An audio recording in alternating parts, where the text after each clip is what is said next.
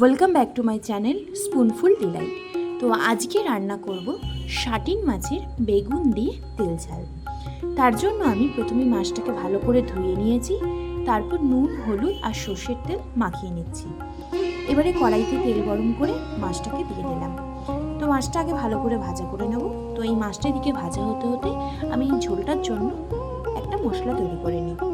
প্রথমেই কাপের মধ্যে দিয়ে দিচ্ছি স্বাদ মতো নুন, একটু হলুদ গুঁড়ো, লঙ্কার গুঁড়ো আর একটু জল দিয়ে মশলাটাকে গুলে রাখলাম।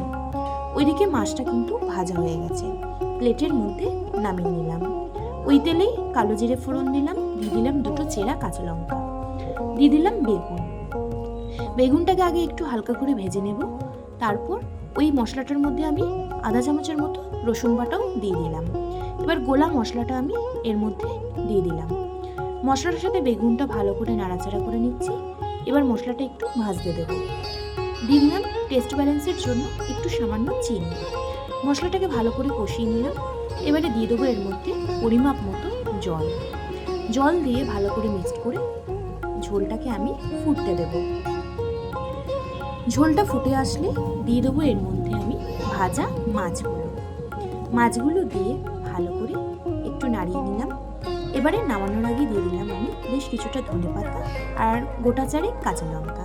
ব্যাস তৈরি হয়ে গেল আমাদের শাটিন মাছের ঝাল বেগুন দিয়ে।